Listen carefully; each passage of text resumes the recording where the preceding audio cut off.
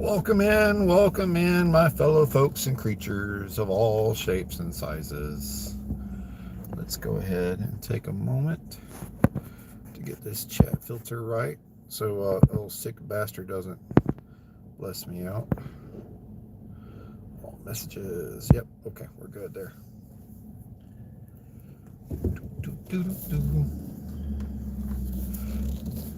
Oh. I'll tell you another thing we're going to do. We're going to stop over here real quick and check out these carport.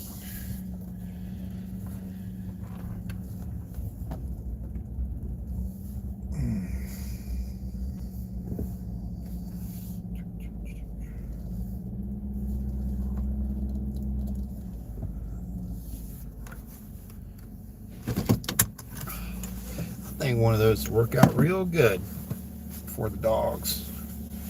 And that hog wire will keep the destructive Cerberus and whiskey in the pen where they need to be instead of out run loose like they tend to do now.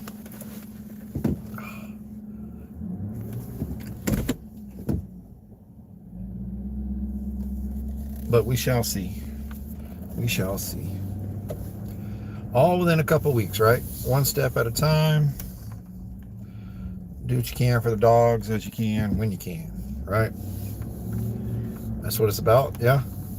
I think that's what it's about. We're going to say that's what it's about.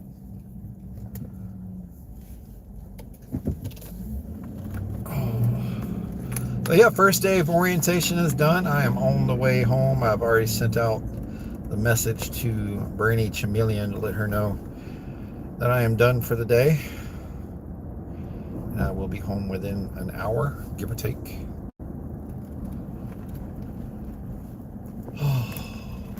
And my schedule hasn't been set yet, but we know what it's going to be. It's not going to change. Unlike most folks in retail, I'll have a set schedule that doesn't alternate.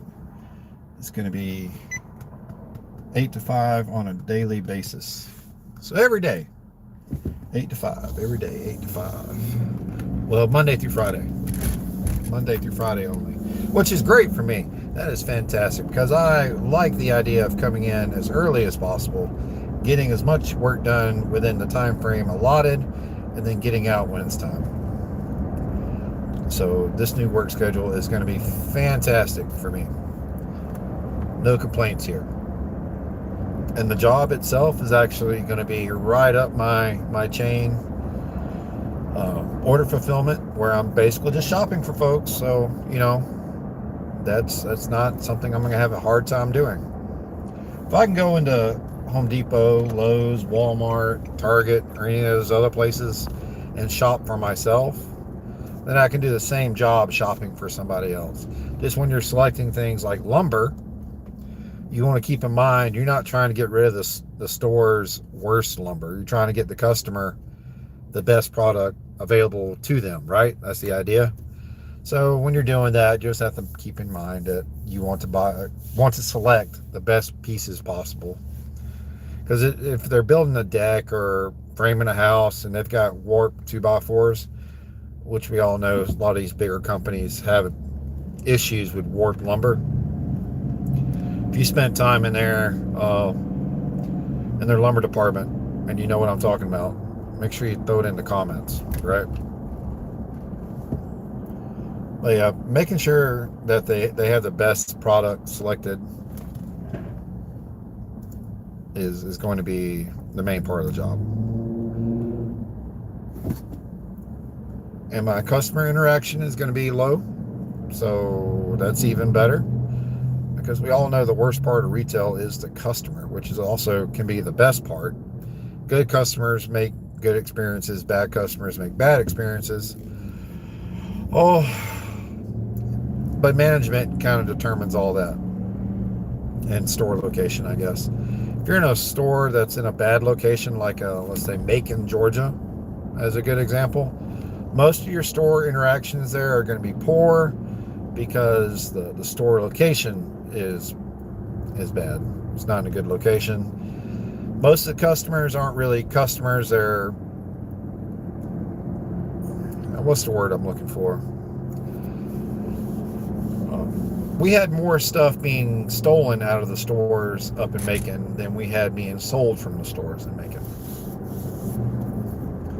So, yeah, take that with a grain of salt, and as you will. There's nothing we could do about it because all corporations now have the very limited interaction with thieves, anyone who is shoplifting. They don't want you to approach them. They don't want you to try to take possession of the merchandise that's being stolen. They don't want you to follow them out the door. They don't want you to do anything along those lines that may put you at physical risk over a monetary item, which makes sense. I know Home Depot had an issue where one of their clerks attempted to stop a shoplifter, and that shoplifter fought back, of course, and knocked her to the ground, and she went into a stroke from that interaction and was, I can't recall if she passed away later on or exactly what happened, but she definitely had a stroke. And from that point on, Home Depot's policy for shoplifting was, if they're stealing, try to take note of what they're stealing, what they look like, what kind of car they're in, but don't follow them to the parking lot. At no point do you try to stop them. And when you have that kind of ideology going through, no one's trying to stop anybody from stealing anything, or there's no reason to try to stop anybody, right? And I know when the Macon Home Depot store started selling Carhartt merchandise, they actually had to shut down the Carhartt section and send all that stuff back, because most of the Carhartt merchandise was stolen from the store. The customers would literally walk in, grab arms full of the merchandise, Carhartt jackets, pants, so on and so forth, that sells for high dollar, and run right out the door with it, because no one could stop them, right? No one's able to sit there and, oh, wait, you can't wait, stop. No, you can't stop them, can't slow them down. So they ended up closing the deal with Carhartt and Home Depot, well, at least at that store. I don't know if they stopped it at all stores, but at least that one, they stopped selling the merchandise. And dear buddy, I'm doing you a favor by going this slow, because there's a cop in front of me. I don't know if you can see him, and I don't think your car would do very well if he got behind you. So hey, Quick Shoe, what's up, buddy? So you're the only smart one today, huh? I get that. I can relate sometimes. Hi. Saying hi. Sterling dropping in with the word. How you doing, buddy? I wasn't able to catch her live this morning because I was trying to get everything up and ready to head out the door. Hope you're doing well, my friend. Hope you're doing warm, because it's been cold. That's what I keep hearing everybody saying, how cold it is, how cold it is, how cold it is. And I think we're in the 50s down here today. Perks of moving to Florida, right? It's warm most of the time. I'm saying that song now. Wait until summer hits, and it's 100 and something degrees outside every day. And the humidity is also 200%, so sweating does you no good. Then I might be singing a different tone. But then I'll also be happy because I have a job with air conditioning. So yeah. Every time I go to work, I'll be in air conditioning. I may come in from a hot ride, but I'm coming in to air conditioning. Can't really complain about that. So that's a plus. Another plus to my new job is I'll be working with air conditioning. Not with air conditioning, of course, in an air-conditioned building.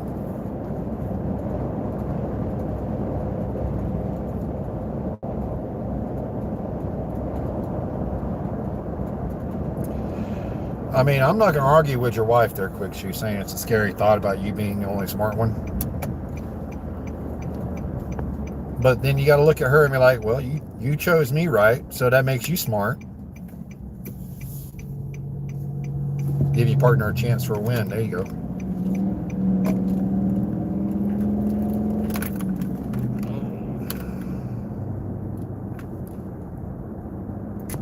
Sterling, you're going to Georgia? Am I reading that right? Yeah, I am reading that right. I'm going to tell y'all like sick bastard, just type in all caps so I can read. It's not that detrimental. If I don't get a message or if I don't read a comment, I just don't read the comment.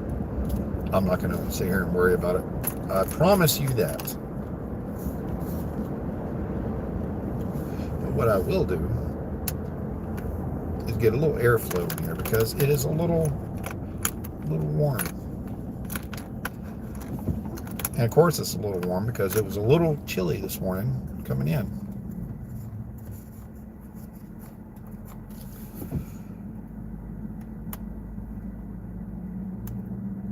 Oh yeah. Well, Georgia's also cold from what Mr. Ray was saying this morning, Sterling.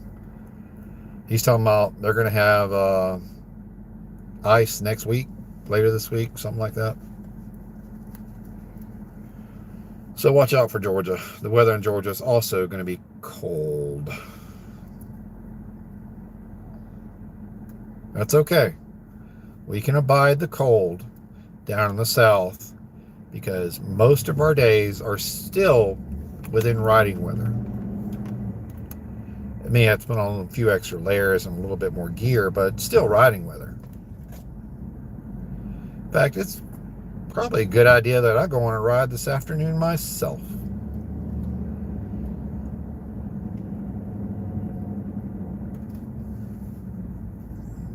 Maybe record some 5 minutes of your time videos. That's a good idea. Thank you for that idea, Sterling. You done gifted me with an idea to go out and ride this afternoon. I do have to go to the dollar store and get a bag of dog food for the hounds, because like I've said before, they go through like 90 pounds of dog food a week. And I have to get eggs because Brainy Chameleon ran out of eggs this morning.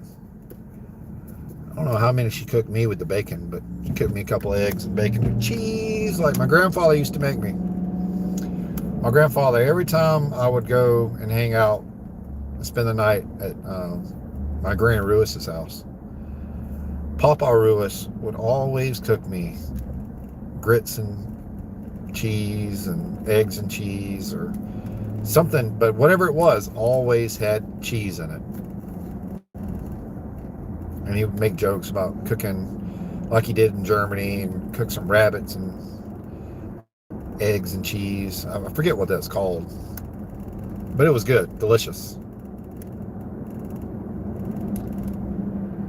And he always made the joke, when you get old enough to drive, I'm going to get you to take me to the bar so you can drive me home. That was always a funny joke to me, because I didn't oppose it, you know. Like, yeah, I'll drive you home from the bar, Grandpa. But I never saw him drink. Never. In all the years. Now, when I was driving, he was no longer... We weren't where I could drive him to a bar and pick him up. His health wasn't in that shape. But I never saw him drink. Not a beer, not a toddy, not a shot, not a mixed drink, nothing. Never. But he had plenty to drink. He had one bottle of Crown Royal XR that I would have loved to have gotten.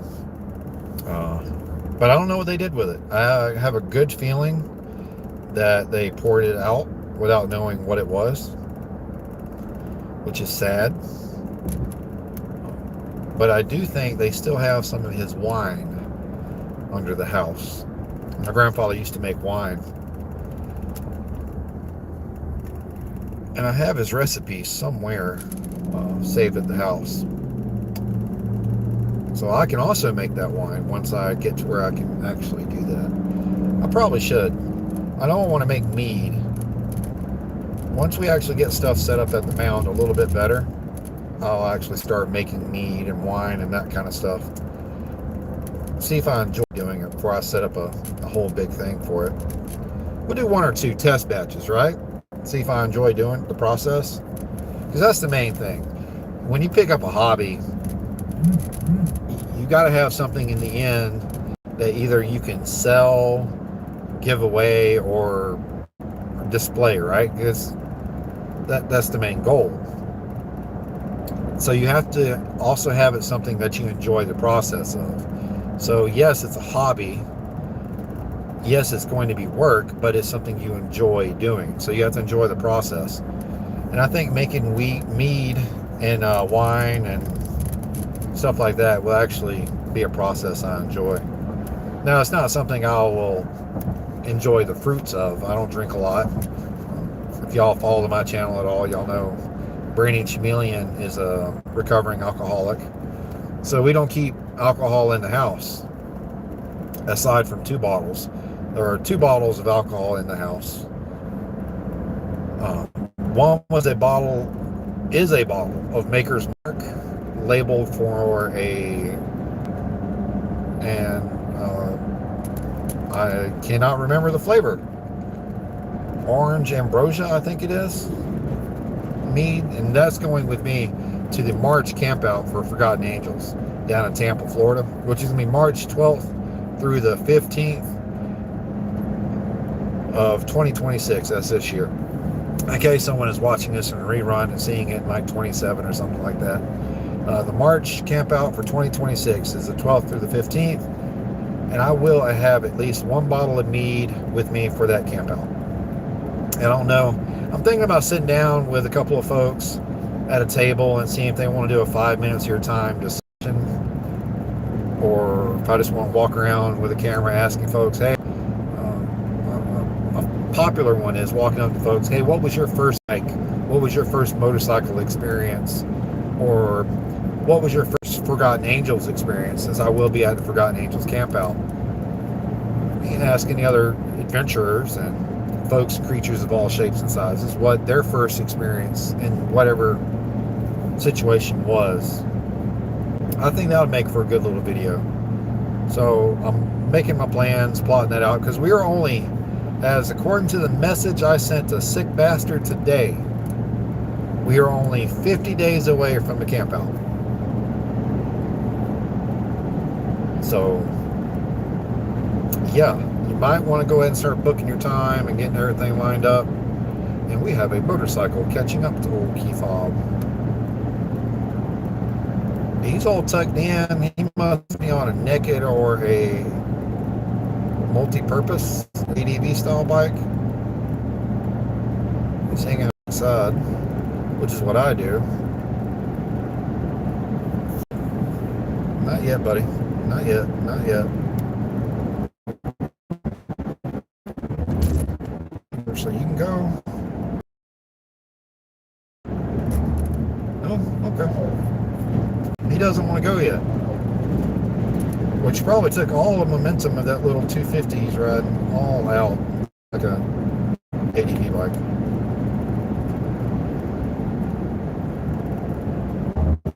Go for it. God.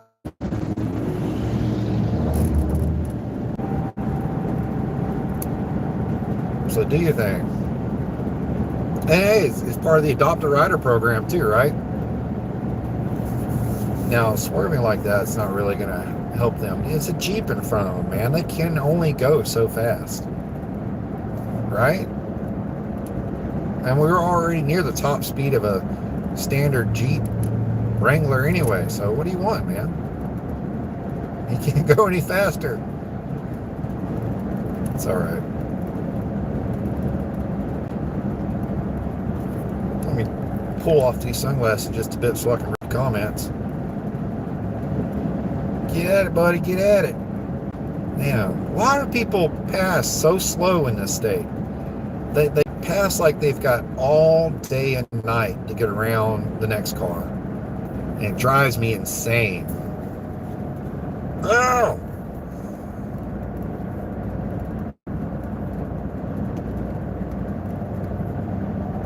One of these shirts? Yeah, I love my shirt. I had a red one, but somebody took it. And now they've claimed it as theirs, so I don't have a red one. And they're supposed to have another one of these, and they can't find it. So, yeah. Well, I mean, with a move, you're going to lose stuff like clothing. It's going to get packed in a bag or somewhere that you didn't intend for it to go, but it's there, and you'll see it when you see it.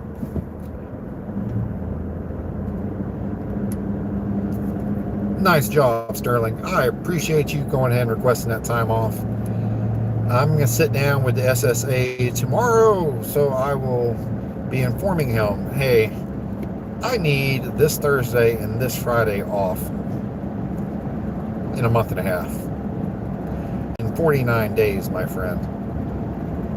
Which Lowe's is a partner with the organization.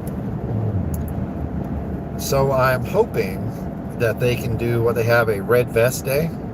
So it's like the same dude that just went by. All right, he turned around real quick. But red vest days, and see if I can go in and work with both, support both entities at the same time, right? Because y'all know I'm already going to go down and support Forgotten Angels with volunteering my time, my efforts, whatever I can do for them, I'm going to do for them, right? That's a given. Everybody already knows that. But if I can go in and represent a different organization while supporting the main organization, then two birds, one stone, right? That's the idea. I think it's got potential. So I'm going to see if I can swing that, work that out, make it happen. If not, just make it to where it's easier for me to get that time out and away out of schedule, you know? Because most employers don't really like it if you want to go in and take a vacation day within the first month of working there before you even start accruing vacation days. They don't really smile when you do that, so, you know.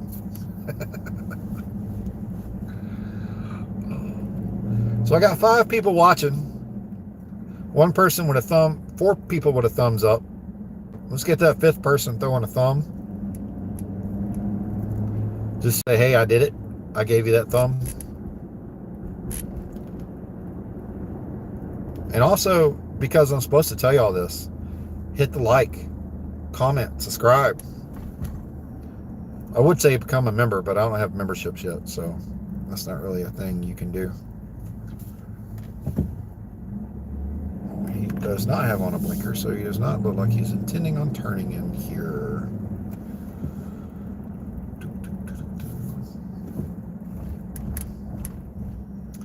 So this is one thing I will have to look forward to.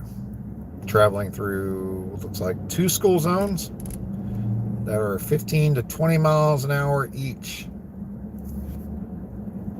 Yay.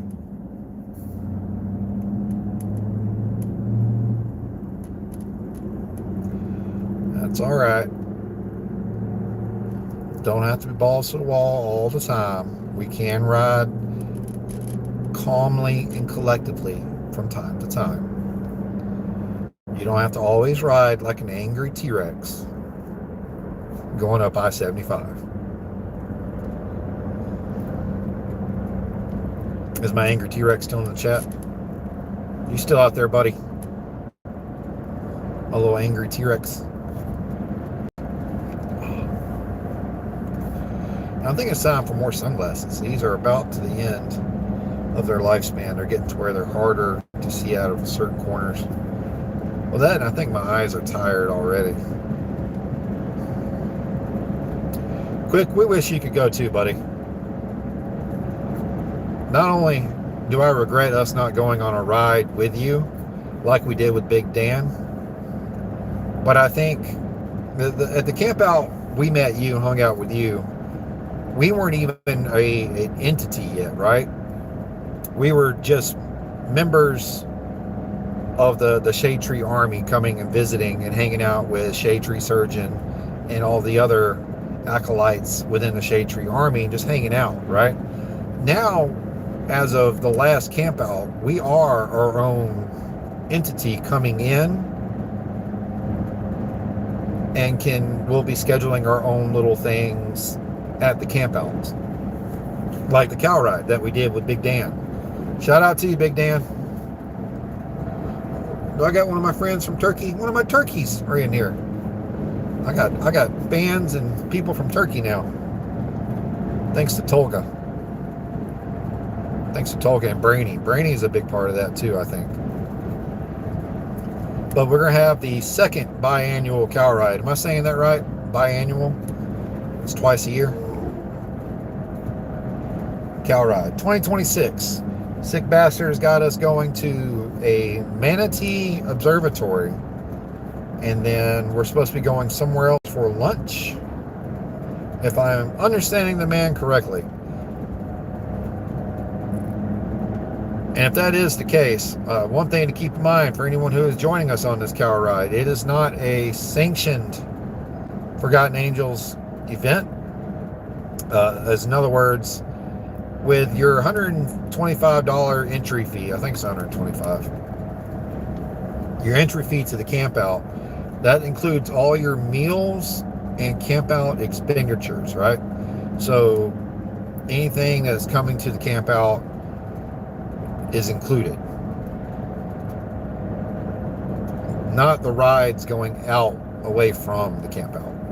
Now, there is no registration fee for the cow ride of 2026, but what there is a potential for gas stops and or eateries where we decide to stop and have lunch, brunch, breakfast, whatever it's going to be, as a group, as a collective. You would be responsible for your own food at that point. It's not a meal that's going to be covered. But I think asking somebody to pay for their own food is within reason, right? There's no reason we should think, because I'm joining you on this ride, you should pay for my food. No, it's the ride is a group of friends or newly acquaintances becoming friends, going on a ride together to experience not only the ride itself as a group, the destination as a group, and then the fellowship that comes with that. You know what I'm saying? That's how we met Big Dan. And I've told this story before, and I'll tell you again. Big Dan came up to us. He knew that me and Sick Bastard were volunteers, and asked if there were any planned rides. And at the time, I hadn't heard of one. So I said, no, I don't think there is. But hey, I'll tell you what. If you want to go on a ride, you tell me where you want to go. And we'll get a group together and we'll go ride where you want to go. And he says, well, I want to see cows in Florida. All right, well, we got you, Big Dan. Sterling Wheel found us a place. I can't remember the name of the place, but he found it, put it in GPS, and he led the group out to this ranch that was closed down for the season. They were no longer taking tours of the cattle. So we improvised and searched in Florida, because all right, so if you're around a cattle ranch, stands to reason that there's other ranches in the area. All you have to do is ride out a little bit to find them. So that's what we did. We just took off in a direction, kept riding around until we saw cows. And I said, all right, there's cows, Dan. We've done it. And then we rode back, and then we decided we'd make it a biannual thing. At every camp out, we're going to go on the cow ride. And Sterling led the last one. I don't know if Sterling is willing to lead the next one. We haven't had that discussion on a hierarchy group leading platform yet. Of course, we also don't know who all is attending. We don't know how many folks we want to go on this ride. Do we want 5 people to join us? Do we want 8 people to join us? Do we want to cap the group at 15? What do we want to do? That hasn't really been discussed yet. And I think we will all be joining in a group chat here shortly to discuss the cow ride of March 2026 so we can hammer out all the details.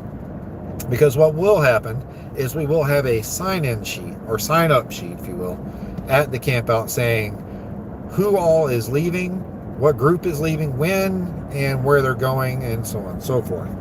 And of course, the destination for this ride is going to be, I am almost out of beverage,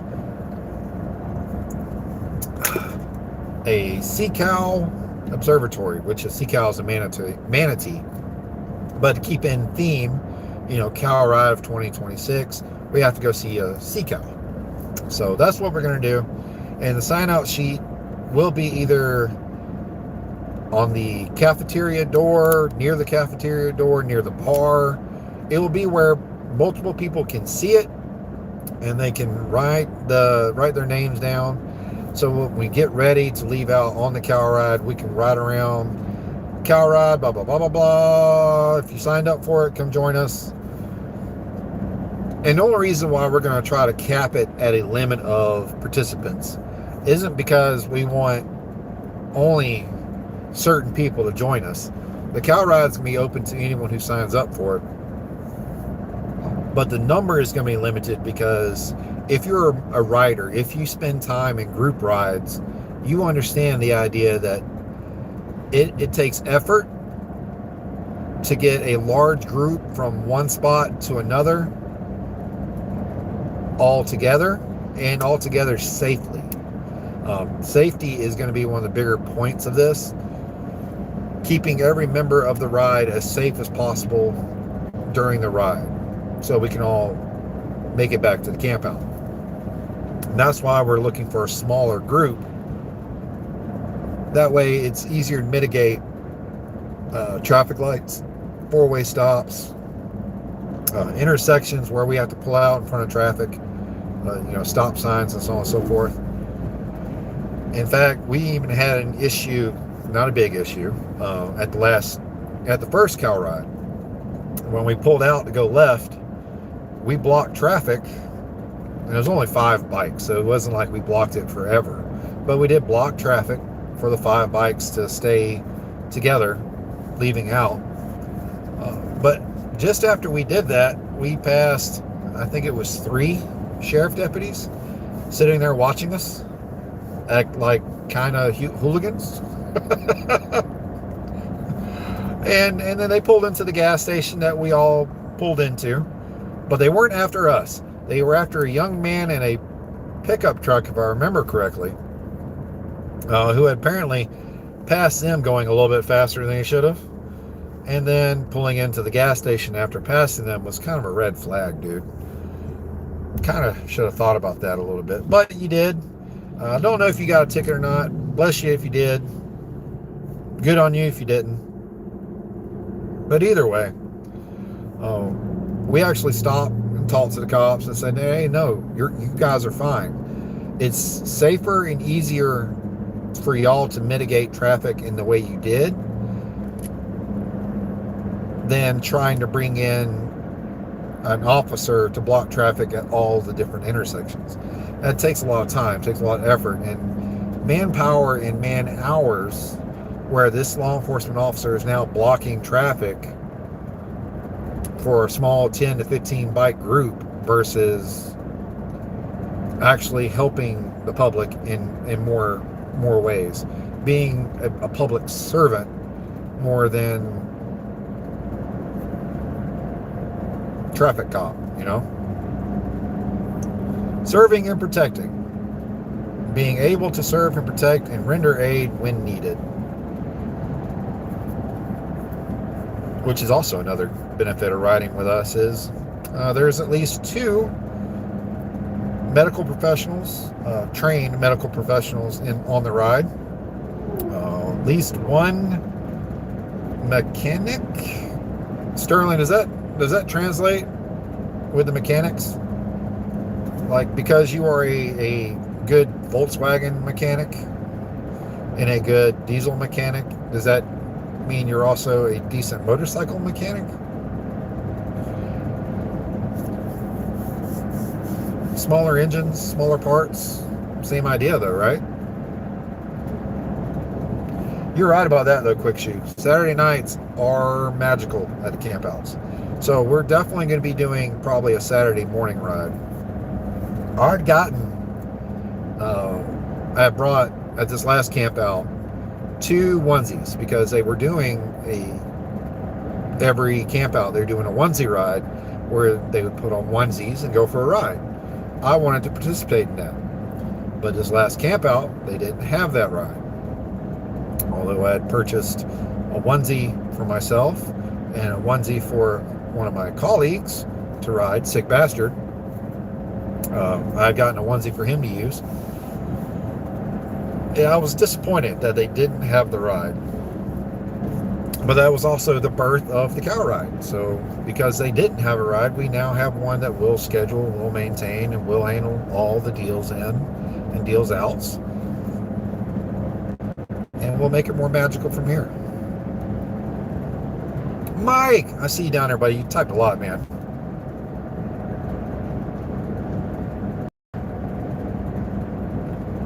Yeah, there were. But all right, so hear me out, Mike. That was a testing platform to see how well those solar panels actually worked. And they work well to maintain it at a maintenance level only. If you have a dead battery and you're trying to recharge it so you can get home or somewhere, you're out in some, whatever happens, right?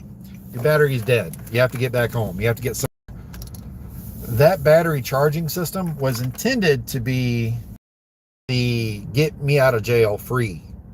You know, okay, it may take me time, but these solar panels hooked up to the pigtail when not in use should allow me enough voltage to start a dead, drained out battery.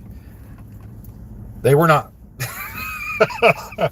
They were not. They were not up to the task at all. In fact, I have purchased a 3rd solar panel to attempt to charge the bikes with. And it's doing good to maintain the Lowrider ST, the D20, in a living status. It's keeping the bike where I can go out there and crank it from time to time, because if you don't know by now, Lowrider ST did blow the clutch with me.